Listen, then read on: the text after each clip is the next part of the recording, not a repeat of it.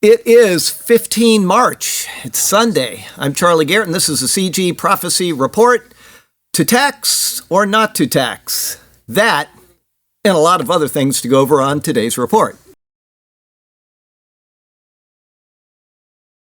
All right, we got some news from Israel. I might as well just say this now because I'll forget later. And we picked our first papaya after the hurricane. The hurricane planted us papaya all over the property. We have hundreds of them.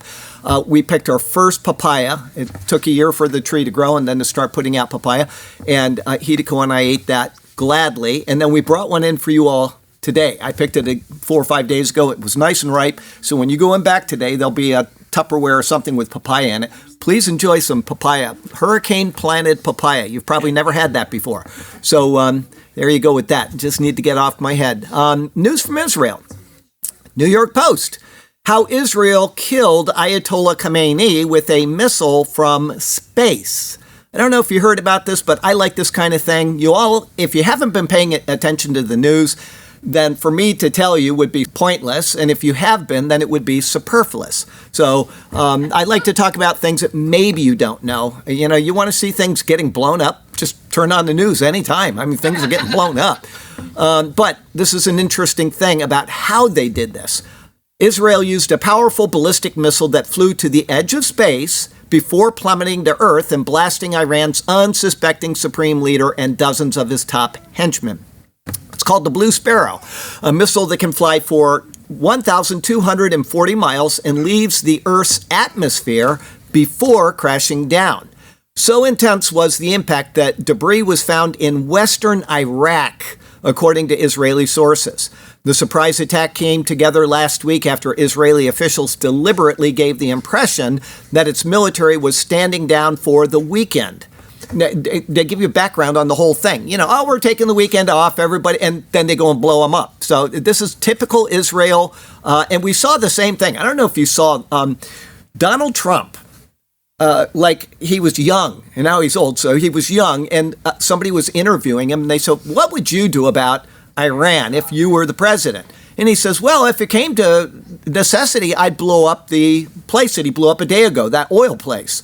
And a guy on Fox was actually interviewing him, and he said, well, you said this in your book, and it's on videotape as well, that you would blow this place up. What would you do? Would you do that? And Donald Trump actually really excoriated him. He said, what do you think, I'm stupid? I'm just going to tell you so that, we have a list of targets and we will go through with them. And the fact is that he was going to blow it up like a couple days later. I mean, it was very soon. So he's like deflecting, and he's just trying to get the attention away from that because it's something he had said. Anyway, so they do things in these backhanded manners so that the Iranians don't know what's going on. But in this case, we released photos for information suggesting that the IDF staff and senior command were going home for a Shabbat dinner. While the high-ranking officials made a show of leaving the headquarters to enjoy the weekend, they quickly donned disguises and covertly returned to the facility to prepare for the attack on Khamenei's compound. So here they are, they're wearing their Shlomo beards and all that kind of stuff, or whatever. Although the strikes were originally planned for nighttime, the schedule was shifted to exploit a morning meeting, which we talked about last week, of Tehran's top officials. The spy agency had access to the guard schedules and movements, with one camera in the vicinity proving pivotal in tracking the situation. Remember, they had the traffic cams tapped. So they, a little bit here, a little bit there, and you figure out how this all came about. All developments were then transmitted back to Tel Aviv, letting Israeli officials know the perfect time to strike. Israeli F-15 jets and other aircraft were deployed at around 7:30 a.m. Iran time, with the aircraft unleashing 30 missiles, including Blue Sparrows, at the heart of the Ayatollah's compound about 2 hours later. Blue Sparrows are part of an air-launched missile series designed to simulate the Soviet Union's Scud missiles, similar to those used by Iraq during the Gulf War. They are typically launched from jets. So they launch it from a jet, it goes up into outer space, okay? With their booster rockets taking them to space so that the bombs may hover over the intended target. They can drop that thing back down whenever they want. The Blue Sparrow was originally designed to evade air defense systems given their high speed. As the initial wave of strikes showered over the rival nation, both the IDF and U.S. war rooms were synchronized in real time to make on-the-fly adjustments based on the Iranian response. The IDF simultaneously disrupted around a dozen mobile phone towers near Khamenei's compound to keep his security from receiving any possible warnings. So that's just like what they did with the Hezbollah in Lebanon when they blew them all up with pagers. I mean, they have these things figured out way, way, way in advance, and then they execute. So great stuff. Times of Israel. Katz, Netanyahu set goal in November to kill Khamenei. Iran protests moved up their war plan. So they knew they were going to do this back in November. They were going to do it, I think it was June, maybe it says here, June. And then they had to move it up because of all this going on. Netanyahu set the goal of assassinating Iran's supreme leader, Ali Khamenei, back in November. He added that the timeline for the strike was accelerated due to the mass anti-regime protests in the Islamic Republic, which also created conditions for a joint U.S.-Israeli operation in the country. Initially, Katz said it had been decided that an operation targeting the supreme leader would be launched in mid-2026, possibly in June. Israel did not immediately share its plans with Washington. The defense minister said, as Jerusalem was operating under the assumption that we might have to carry it, meaning this assassination, out on our own. But this changed soon afterward. He said as kind of a dialogue emerged on the matter between Netanyahu and Trump when the anti-government protests erupted in the Islamic Republic at the end of December. The protests threw the Islamic Republic into chaos. Thousands of protesters were killed at the hands of regime forces, with activist groups putting the toll in the tens of thousands. I think the last time I read an article on the numbers, it was up over 40,000 of their own citizens that they mowed down. Men, women, children, doesn't make any difference. And then, well, I'll say it because I don't have the article on it, but they actually were going into hospitals and killing the people in the hospitals that were in there with the doctors being treated. So this is the type of people we're dealing with. Israel and the U.S. were taken aback by the protests, Katz added, explaining that their magnitude created a concern within Israel that the domestic unrest could provoke the regime to launch a preemptive strike on Israel before Israel could take advantage of the strategic window that had opened up. So they're doing that. They're afraid that, as a diversion, you're killing your citizens. The world knows about it. What do? Well, let's bomb Israel, and the whole world will forget about that. So, Times of Israel. In safety precaution, Israel bars Friday Ramadan prayers at Temple Mount amid the Iran war. So good. Got some news from Christianity Today from Cauldron Pool. War games targeting Christians as terrorists reveals a lot more than just institutional bias. Where is it? Another once Christian nation. New Zealand's Defence Force has admitted targeting fictional Christian nationalists to train for war. If they were even the slightest bit honest with themselves, they would put Muslims in there and say, we need to target these people. But you're not going to find that in these woke countries like the United States under the previous, I'm not even going to call him president, but, they will not face reality. They are in a dream world thinking that it's Christians that are going to cause them harm. Okay? So NZDF utilized the fictional scenario 4 times in 2025. Key to its backstory is a predominantly Christian group who wants to build a state broadly modeled on Christian values. Their additional fictional aim is to put an end to Islamification by deporting all Muslims, which wouldn't be a problem because they are not Muslim countries. The Muslim countries are in the Mideast and Africa, etc. If they want to go there, they should do that. But if they come into another nation, they should not be trying to change the society from within.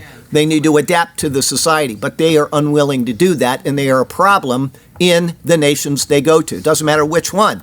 And then they're in there, and these people don't want to have to face the fact that they've got the snake in their home. And so what do? They start coddling to them. I turned on the TV, as I always do on Sunday morning, and I wanted to hear some old Christian music. And there were programs on the TV, CBS, NBC, ABC, where they were having people come up and sing gospel songs. Or they'd have a show and it would say, well, our hymn for the week is, and they were singing a hymn on standard TV. Well, we can't even do that anymore. If you do that, they'll have protests. But this used to be a nation where that was just totally acceptable. When I grew up, the Sarasota Herald Tribune used to publish all of the sermons for the pastors in Sarasota. If they wanted to read it, because they didn't attend that church, they could read the sermon right online. Any pastor that sent in his sermon, they would publish. Now, you couldn't get them to say the word Christian without some expletive after it. Of significance, NZDF adopted this particular training platform in 2021 under what a snake she is, Jacinda Ardern's government. Governments targeting Christians in fictional war games reveal a lot more than just institutional bias. In the NZDF scenario, it's not the Islamist or mass immigration that's the problem. Worse, and I think the West's revisionist suicidal empathy justifies the phrasing, the fictional victims are Islamists and the fictional terrorists are Islamophobic Christian nationalists. The problem is specifically identified as the Christian taking a love your neighbor position against Islamic invasion. This is the government gaslighting a group of people who traditionally, theologically, and socially are extreme only in the sense of giving and forgiving. While the NZDF have called no harm, no foul, stating that no group was deliberately targeted, implications underpin such training. This all dangerously translates into the NZDF grooming a mindset in which ordinary New Zealanders of certain beliefs can be mentally placed on the other side of the gun. And that's what they wanted to do in America for the past 4 years and then 8 years before the 4 years before that. They want Christians done. They want to out. They want to take over these countries and have whatever perverse society they think is going to work, and it isn't going to. The end times are going to reveal that. From the Christian Times, Indian court rules Christians can hold home prayer meetings. Finally, last month, the Allahabad High Court, which has jurisdiction over Uttar Pradesh, ruled that the prayer meetings held on private property do not require any prior permission. The ruling has encouraged pastors as well as other Christians arrested for house church gatherings. The High Court invoked Article 25 of the Indian Constitution, affirming that freedom of religion is a fundamental right, and religious prayer meetings within one's own private premises are not unlawful. This is really good news because they've had a lot of trouble over there with this. The ruling is significant given that the number of violent incidents against Christians in Uttar Pradesh has ranged from 100 to 300 in the past 5 years. Since 2014, when the Hindu nationalist Bharatiya Janata Party came to power across the country, Uttar Pradesh has recorded a total of 1,317 incidents, much higher than any other state in India. The real figures could even be higher, as the UCF's data is based on self-reporting by the victims of persecution. So, just something I read this morning in Mail Online. Ted Cruz sparks outrage as he claims three-word Christian phrase is anti-Semitic. Does anybody know what that Christian phrase is? Christ is king. So now, if you say that, you're anti-Semitic, according to the left is pushing this because they don't want us to say that. The non-believing Jewish lobby is pushing it because they're doing the same thing that they did with Mel Gibson in The Passion years ago. He cut out, and he shouldn't have done it. He never should have done it, but they screened it before he released it. And they did not like that it said, let his blood be on us and our children. That's right in the Bible. It should have remained. And he cut that out for them, and they should not have done that. The kingdom is referenced many times in Paul's letters. Kingdom. This is kingdom. If you have a kingdom, you have a king. Go to Romans 14, go to Revelation 1, I think verse 9 in Revelation 1, and so forth. Christ is king. In 1 Timothy 1:17, he says, to the king, immortal, eternal, etc. He's speaking about God. Is Jesus God? Then Jesus is king. Okay, that's how it works. He is the king of the church. So don't let people take you and try to squelch your theology to scare you because they're saying it's anti-Semitic. That's going to start permeating Christian churches everywhere. They're going to be, what? His lineage is Jewish. Absolutely. But what I'm saying is the Jews don't want him to be titled king. And the left doesn't want him to be titled king. They don't want this. And because of that, they are trying to get this word out where people are now scared to proclaim what Jesus Christ is. Now, I understand some people may be using that as a pejorative against the Jews, but it's the Jews that have to come to Christ. I've said this and I'll say it again. The Jews are not right with Jesus. Can anybody disagree with that? No. They rejected Jesus. Is that true? Yes. If they rejected Jesus, is Jesus God? Yes. Okay, then they have rejected God. Okay, they are. And this always upsets people, and I don't understand how they can't see this. They are not currently God's people. They are chosen. They are chosen to be God's people again in the end times, but they have rejected Jesus. They wanted to stay under the law, the enemy of mankind, the first thing ever given to human beings in writing or in words to man were words of law. On the day you do these things, you shall surely die. And they did those things and they died. Law is the problem. Grace is the solution. Until the nation, I'm not talking about individual Jews, until the nation of Israel comes to Jesus Christ, they are not God's people. That's right out of the book of Hosea. I will call them beloved who are not my beloved. And okay, everybody go read that book today. Read it 3 times and you'll understand what God is doing.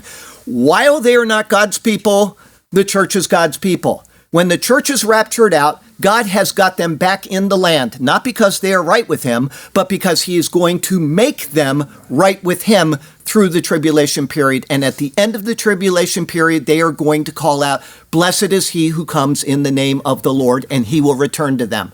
He will not return until they do that. And people can't get this straight. They are God's chosen people. They are chosen to reveal him, and he came. And then they are chosen to be, here's where the theology rests on that. If God was to reject Israel, if he was to do that, then his covenants are worthless. He has said that he is going to do these things in the Old Testament. He is going to bring them into the covenant. He is going to give them the land again. He is going to have them as the head of the nations for 1,000 years. If that doesn't come true, then his word is not worth reading, okay? And that means that if he can break his covenant with the Jewish people, he can do what? He can break his covenant with you. And Ephesians 1:13 and 14 has no import at all. So get your theology about the Jews right. They are God's chosen people in the future, not at this time. They rejected Jesus. He has called them out of his own mouth. Your father is Satan. Okay? He says it again in both Revelation 2 and 3. You are a synagogue of Satan. A synagogue of Satan. They claim to be Jews, but they are not. Why? Because Paul explains who the true Jew is in Romans chapter 2. And no, it's not Gentiles that have come in the church. It is Jews that believe in Jesus. Those are true Jews. The nation of Israel has to come under the new covenant before they are God's people. I hope you get that right, because if you don't, your theology on numerous matters will be flawed. And you'll be sitting in these Hebrew roots churches and you'll be pulling on your face and saying, well, why does everybody look at things the way that they're looking at it? It's incorrect. When the law is the problem. The law is the problem. Grace is the solution. We need Jesus Christ, not more law. Zero hedge. 92% of illegal arrivals at Spain's Canary Islands are men. And half of unaccompanied minors are adults. Among approximately 1,500 unaccompanied minors whose age was not clear. Oh, you know what? I didn't say this is Mideast and Africa news. I didn't say that. Let's see here. Clear, and who were subject to age assessment procedures at their arrival to the adult reception centers. Around half of them were ultimately determined to be adults. So they come in, they lie, they say, I'm a kid. They're 24, 25 years old. It's too late. They're in the country and they're never getting sent back. They've got this cancer going continuously. Authorities recorded 629 individuals whose age was in doubt. You know, when you got a beard and some of it is gray, that ought to tell you they're not telling the truth. And officials noted that 92% of arrivals were male. This aligns with the findings from across Europe, something I've been reporting on for the past 15 years. In 2023, Frontex data indicated that exactly 92% of illegal migrants were males, with that number being remarkably stable over the years. So it's not just Spain, it's all over, and it's been stable. 92% of these people lie to come in, and you want liars in your society, so just come on in. That's what they want. That's what Joe Biden wanted. He wanted, they got a guy right now, I read it, they got this guy right now in custody in Virginia. He's been raping girls, he's been, doing all kinds of stuff, and they are not going to give him over to ICE. They want that type of person in their little society in Virginia. They are demented. These people are absolutely demented. Zero Hedge. Edinburgh leader hails city diversity after migrant stabbing spree hospitalizes two. So he goes out and he stabs people. They didn't die, but even if he did, she'd still say the same thing. They're in the hospital, they're hospitalized, and how do we treat this? Well, we're not going to treat it the way we should. We're going to coddle to these people. In the wake of a stabbing spree by a suspect reported by one national newspaper to have been a Somali migrant, the leader of City of Edinburgh Council praised the capital's diversity and said she wants the city to stay that way. So we got people being stabbed in their city, and we want it to stay that way. Councillor Jane Mager spoke out after a man was arrested in connection with Monday morning's violence, which saw armed officers swarm a block of flats and nearby streets following reports of a suspect carrying two large knives. Footage of the suspect circulated widely on social media, showing a black man wearing large blades in both hands. At least two people were injured during the attack, with one man suffering injuries consistent with being stabbed, and a woman sustaining a head wound. Both were taken to hospital in the Scottish capital. In a statement issued after the suspect was taken into custody, this person, Meager, said she was deeply shocked by what had happened and paid tribute to the emergency responders and council staff. Moments like this remind us of the need to stand together and the importance of community spirit and tolerance. That's the death knell of any society, is the word tolerance. Edinburgh is a proud, welcoming, and diverse city.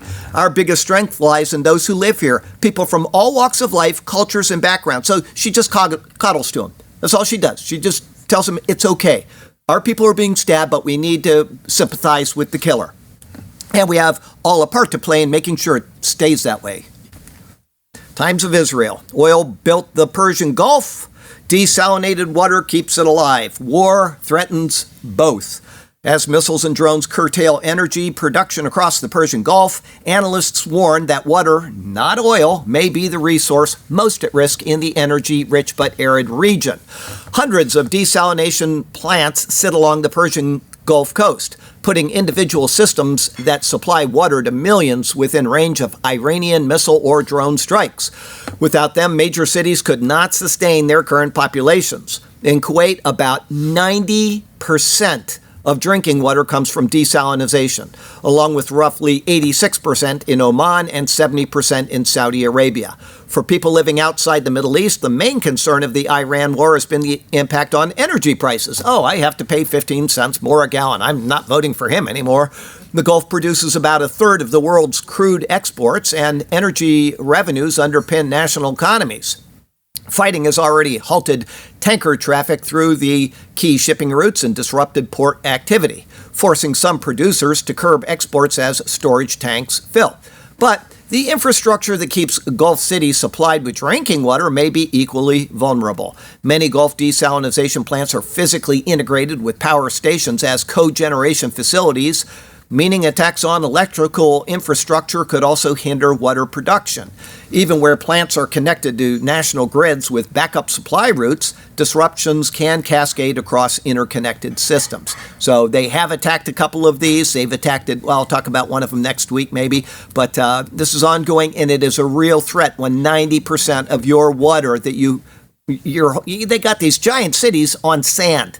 Then they're building them bigger and bigger and bigger because they got the money to do it. But when you take out their water supply, it doesn't matter how many cities you have, you're going to have a lot of people dying. Okay, water is where it's at. It is the gold of the world. Mongolia. From the Star. Mongolia to contest at Golden Shear's World Shearing and Wool Handling. This is important news. I hope you just really, really enjoy this article. Jay Tseden Ish will compete for championship at the Golden Shears World Shearing and Wool Handling Championships, the sports premier event being held at Masterton, New Zealand.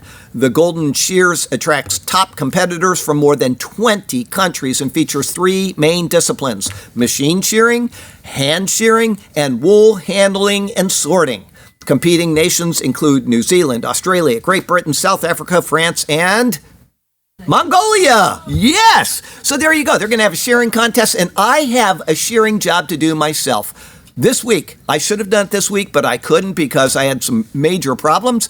But I have a poodle that cannot see right now, and he looks like a giant cotton ball. So I got shearers, and I get out there and I get doing him, and he is so patient. He just stands there and says, thank you, because he loves to get that off of him. So my little guy, he's going to be, Shiloh is his name, he's going to be sheared. And then he looks, I cut it all off, and he looks just like a lamb. No kidding, little baby lamb. He even tries to make that sound, but he doesn't do a good job of it. Okay, Daniel 12 technology today from Futurism. Meta workers say they're seeing disturbing things through users' smart glasses. Clue to you, if you have smart glasses, turn them off when you're not using them. Yeah. Right? Or maybe even when you're wearing them, don't turn it on because you forget that they're on, like everything else in life, While the smart glasses have scored big with customers, allowing them to record first-person footage through an integrated camera and microphone array, and analyzing the world around them through Meta's AI model, the hardware has sparked a heated debate. Critics say enabling facial recognition in the glasses software could have dangerous implications, especially considering the militarization of law enforcement and Meta's abysmal track record when it comes to ensuring privacy of users. Regardless of the wearer's intention, much of the footage being recorded by the glasses is being sent to offshore contractors for data labeling. Okay, they have a right to everything that goes into your glasses, and so it goes offshore. A widely used pre-processing step in training new AI models in which human contractors are asked to review and annotate footage. It's a laborious and highly resource-intense process that tech companies often gloss over when discussing the prowess of their latest AI models. In some videos, you can see someone going to the John or getting undressed. Speaking of going to the John, we're going to see Saul entering a cave, and David's going to come by him. That's coming up in a sermon soon. So I hope you enjoy that. Wonderful pictures in there. But in the next, today we're going to finish the 4 parts of understanding the mechanics of David and Goliath. And then next week, you're going to find out what all of the symbolism means. And it is an unbelievable passage. So get ready for that, and then get ready for somebody with AI glasses filming Saw in the cave. Anyway, you can see people going to the John or getting undressed. One contractor for a company called Sama said, I don't think they know, because if they knew, they wouldn't be recording. And I had to cut out a lot. They were telling what they saw. I cut out a lot because I don't even want to talk about it in the church. An employee added that they felt forced to watch and annotate or else risk losing their job. Buried in Meta's AI terms of use, the company reserves the right to have the company review your interactions with AIs, including the content of your conversations with or messages to AIs. And this review can be automated or manual, meaning human. The document also warned that users shouldn't share information that you don't want the AIs to use and retain, such as information about sensitive topics. You're in there and you're talking with you're in the U.S. military and you're talking with your handler over in the, KGB. You want to turn off your AI, okay? Right, just do that. Be smart. But given the kind of information data annotators are being asked to review, many users don't appear to be aware of that last piece of advice. Worst of all, owners of Meta's eyeglasses simply don't have the option of making use of the AI features without agreeing to sharing data with Meta's remote servers. And once the data is sent, it's already too late. Once the material's been fed into the models, the user in practice loses control over how it's used. You think that if they knew about the extent of the data collection, no one would dare wear those glasses.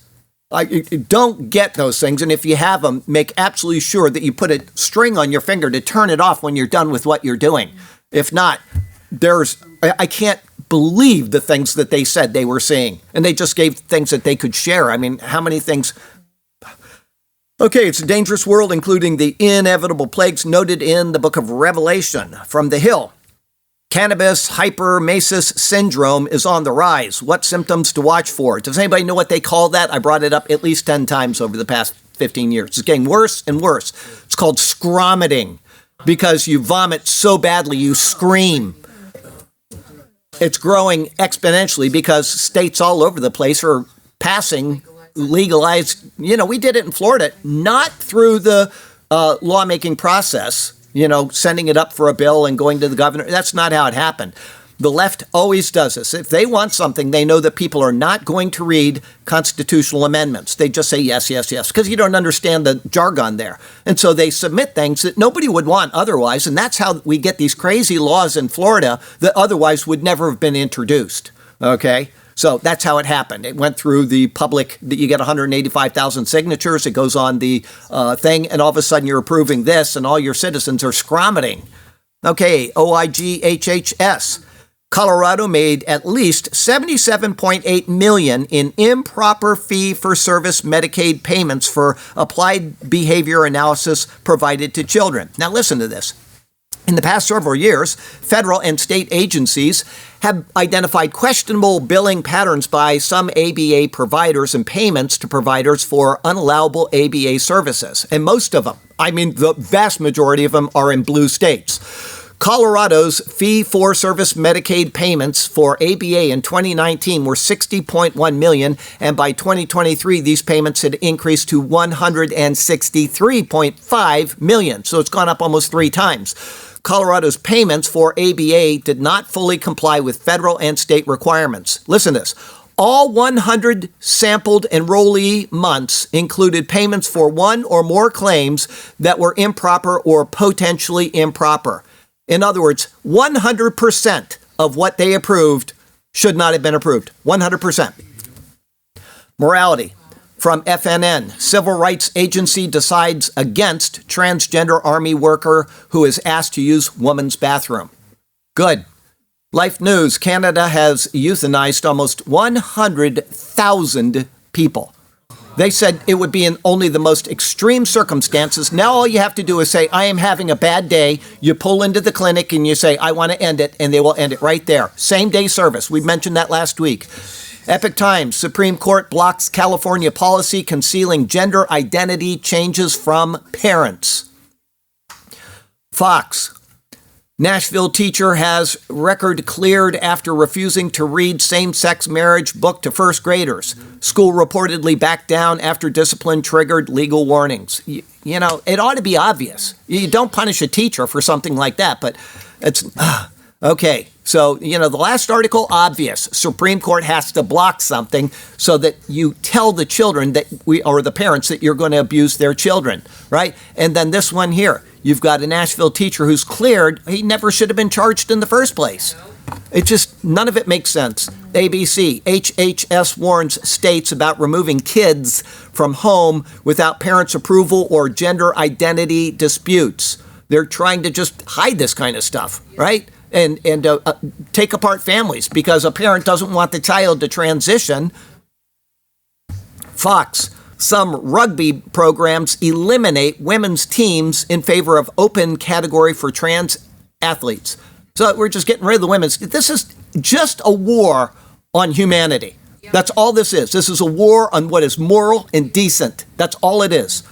Anything they can do to take the God of the Bible out of society, that is the goal. It doesn't matter what it is. It doesn't matter what the issue is. They started with it in the 70s with the Equal Rights Amendment. It wasn't passed because they wanted to have all kinds of provisions for homosexuality. Well, that's crept in until Obama, and it is all an intentional attack on Christianity. Other news. One more. From Fox.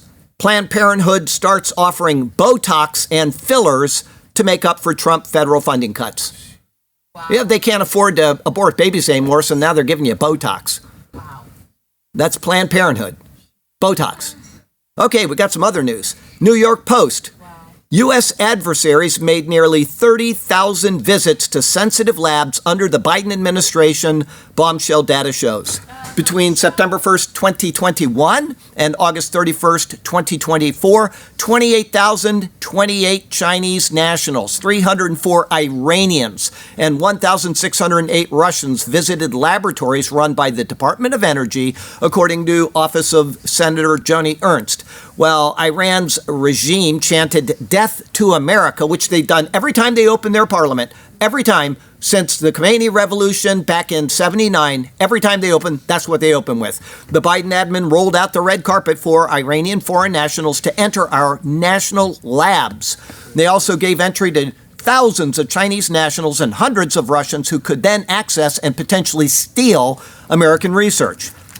The length of the visits range from hours to months, with remote access provided in some cases. According to the Department of Energy's FACTS database, some estimates indicate that Chinese espionage is costing us $600 billion a year in theft. Zero hedge, 2 states, 2 visions. I've read one like this about a month and a half ago. Here's another article on the same type of issue. California wants to add a wealth tax. Florida wants to remove one. In California, there is a $12 billion budget deficit, the product of spending commitments that expanded faster than the revenue base meant to fund them. The legislative response, rather than spending restraint, has been a parade of wealth tax proposals. The latest initiative, 250024, the 2026 Billionaire Tax Act, would impose a one-time 5% excise tax on the net worth of California residents exceeding $1 billion as of January 1st, 2026. So it's retroactive. Applied to the state's approximately 200 billionaires, the measure is projected to raise roughly $100 billion, with 90% directed to Medi-Cal. The tax is retroactive. Liability attaches as of January 1st, 2026, but the measure will not be enacted until after a November 2026 election, meaning the law would penalize conduct before the law formally exists. All it is robbery. That's all this is, just robbery. Legal analysts have identified constitutional vulnerabilities on due process, the Dormant Commerce Clause, and uniformity, making the measure's survival uncertain.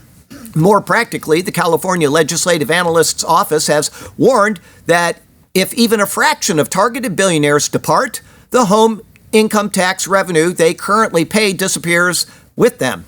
The top 1% of California taxpayers already account for more than 40% of state personal income tax receipts. So the top 1% is paying 40% of everything, and they want to take more. The margin for error is thin. This is not California's first attempt. The market is responding. Google co-founder Larry Page has reportedly registered Florida LLCs, and many other billionaire tech founder CEOs are exploring a move outside California, including Peter Thiel, Sergey Brin, and Mark Zuckerberg. These are rational responses to a state signaling that accumulated wealth is a resource to be liquidated before its owners can move it elsewhere. Now consider Florida, in which the policy signals are vastly different. The state already has no income tax, a structural advantage that has driven a decade of net migration from high-tax states. Governor DeSantis is now pushing further, a constitutional amendment on the November 2026 ballot that would eliminate property taxes on homesteaded primary residences. The House passed H.J.R. 203 by an 80-30 party line vote. Every Republican says, we agree with this. You own your house. It is not the state's house to take away if you don't pay us some certain amount of money. The Democrats' party line vote says, we don't agree with this. We want your house if you can't pay your taxes. If the Senate concurs and 60% of voters approve, Florida would become the first state in American history with neither an income tax nor property taxes on primary residences. There are other variations of this as well. Okay, just so you know, but this one right now stands that they're talking about is primary residences only. Property taxes generate roughly $55 billion annually in Florida, funding significant county and municipal services. Critics argue that eliminating them would necessitate either dramatic service cuts or offsetting revenue increases, potentially raising the state sales tax from 6% towards 12%. Well, you know, if you spend something, they have a tax where you're spending it, then you should pay it, whatever the tax is. But if you have something that you own and they say we can take it from you because you're not paying us more, that is the definition of robbery. DeSantis disputes this, pointing to budget surpluses and government waste that can be redirected.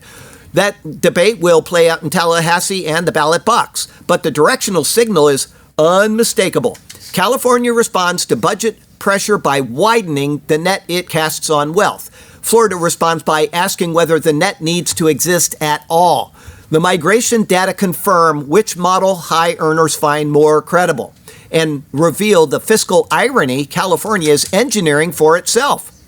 IRS data show that over the past decade, California has lost $14.5 billion in tax revenue to interstate migration, while Florida has gained $4.1 billion. Goldman Sachs research analyzing IRS filings from 2017 to 2023 found that 4% of households with more than $1 million in adjusted gross income changed states during that period, with large outflows from California and substantial inflows to Florida. But the main state is Texas, a trend that was accelerating in 2022 and 2023. Goldman Sachs estimates that tax-driven immigration has already reduced California's tax revenue by up to 3%.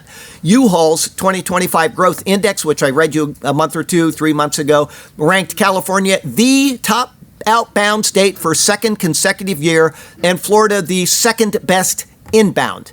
Every high-income household that relocates from Sacramento to South Florida takes its future income tax payments and its business payroll with it. California's proposed billionaire tax may be designated to prevent that exit. The evidence suggested it will accelerate it instead. Okay? They have so many trucks leaving on U-Haul that they have to hire drivers to take trucks back. It used to be they just kept them until somebody wanted to go somewhere else. They don't do that anymore. They have to hire people to take them back across the state and then fly them back home. Zero hedge. And the problem is they come here and they vote liberal anyway. I mean, it's just like a mental infection in this world. Zero hedge. New Jersey faces structural deficit crisis and Democrats blame Trump. They've had nothing but trouble for the past many years, but it's all Trump's fault because he's been in office for a year now. When all else fails, blame Trump. New Jersey Governor Sherrill warns that the state faces a serious structural deficit, spending exceeding revenues annually of roughly $3 billion. The notice comes as she prepares to unveil her first budget on March 10th, which was just a day ago, and I haven't seen what it was. New Jersey's extreme deficit earns them a membership in an exclusive club of states, all of them run by Democrat governors. California, New York, Illinois, Pennsylvania, and Maryland all have deficits of $3 billion or more. It would seem there's a discernible pattern here. I'm not sure they'll ever figure it out, but there is a pattern. And it has nothing to do with Trump. Democrats knew well before Trump returned to office that they were facing a fiscal shortfall, and they relied on COVID funds and rigged numbers to kick the can down the road. Sherrill is carrying out a pre-planned agenda to dump these Biden-era economic dysfunctions at Donald Trump's feet. Democrats rely on government handouts and subsidized programs as a way to buy votes. It is likely that New Jersey residents and businesses will be slapped with higher taxes within the next year. Zero hedge. California strikes out. Major league pitcher turns down Padres' $40 million offer due to state taxes. The irony is that Texas and Florida could end up not only with more jobs, but better baseball players. Gateway Pundit, Minnesota fraud investigation. Only six of 500 autism centers applied for a license. 6. Oh, that's sickening. From the Sun, 4 hospitalized in New Jersey cannabis oil refinery explosion felt across 3 states and sheltered in place ordered. Okay, so they had that's marijuana blowing up, a factory of marijuana, right? That's blowing pot in a whole new way. From the Japan Times, over 60% of Japan's unmarried young people do not want children, survey says. They are already having a giant deficit of people in that country. We watched a thing on Shikoku last night, which is the little island. It's the smallest of the 4 main islands. They are losing people so quickly from Shikoku, it's not going to exist pretty soon. They've tried to come up with ways to make it better, and then they made it worse. They said, well, we're going to build a bridge to Shikoku, and people will be able to go over. And what's happening is they've made it easier for people to emigrate from there. These young people don't want to live where there's no resources and it's a very sad situation. But if you want to watch it, it was Geography by Jeff, I think, Geoff. He does a great job. He's a liberal, but that's okay. He talked about Shikoku, and it was very interesting. But this is happening all over Japan. They are losing people, and little societies are now almost all old, and nobody can take care of themselves in them. And so they don't know what to do with these villages all over Japan. So it's just getting exponential. Who said it? God created war so that Americans would learn geography. Mark Twain. Yeah, okay. This is Lesrick by Les. California's proposed a new tax that's supported by billionaire backs. Florida's better by far. They say, come as you are. We won't penalize you. Just relax. Okay, we got one irony. Okay, let me read this before. Yeah, this is ironic. I mean, it's one of those things. Coworkers left shocked after realizing that their $350 lottery jackpot was actually $350,000. He had no idea. He thought he won $350. Went down to collect it, and they said, well, you got to go to the state for this one. Have your picture taken and everything. Wow. Such is the world in which we live. So from Sarasota, Florida to Ulaanbaatar, Mongolia, I'm Charlie Garrett, and that is your CG Prophecy Report for the week.